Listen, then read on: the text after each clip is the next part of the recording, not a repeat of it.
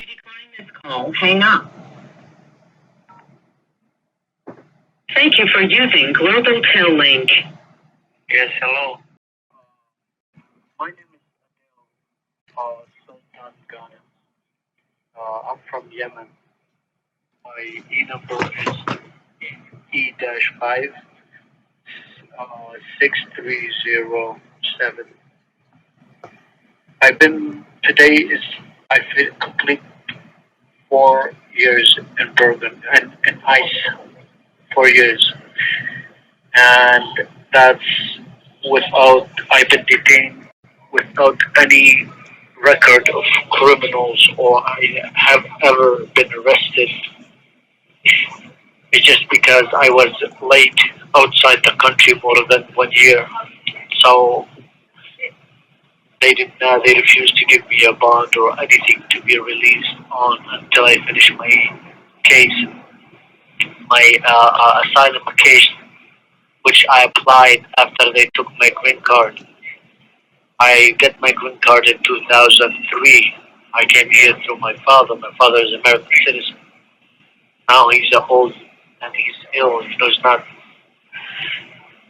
So I went when I was in America.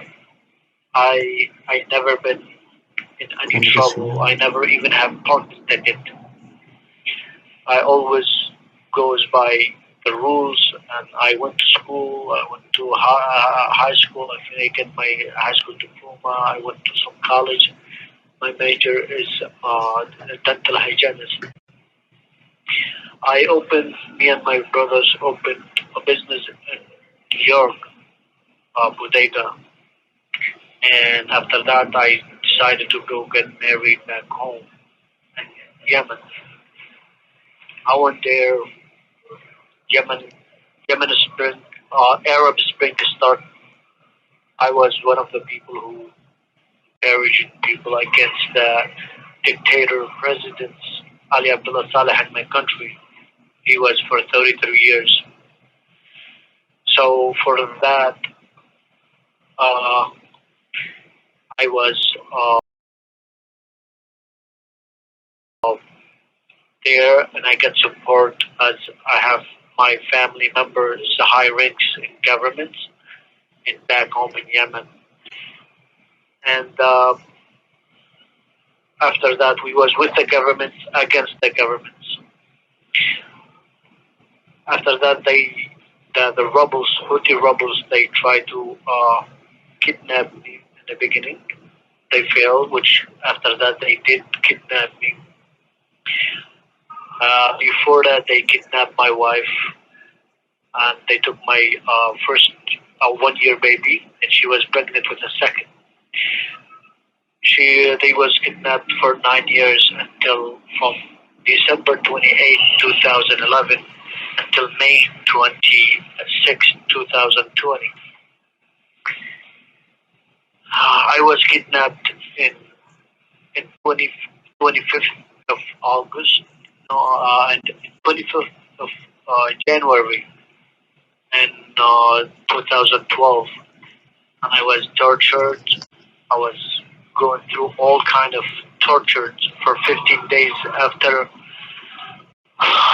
immediate leaders got involved and they get me released under agreement that I have to leave the country. And if I speak against the rebels any more time or encourage people against them, I face only death. There will be no negotiation. I signed those papers, I left, and I refused to leave. So I run from city to city. I hide in other cities. They attempt to kidnap me.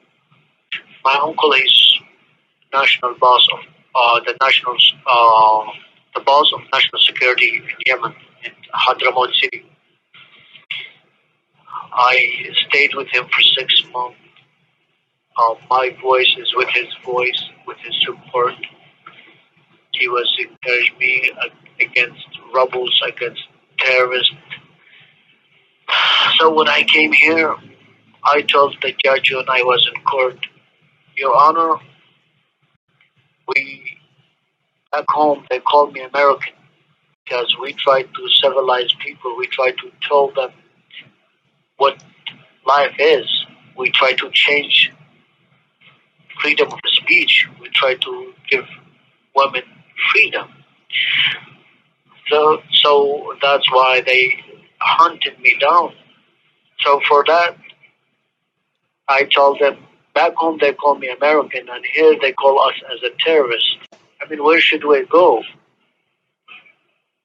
So I I I I got denied my asylum application from the judge. He said my story is credible and consistent with the record, but because I did not have I can go to any city. I can go to any city inside Yemen, and so I can survive. Which is I've been through different cities, and I was almost get killed. And I have 10 years in absentia. They send me to 10 years in prison if I get caught. And in 2014, July 2nd.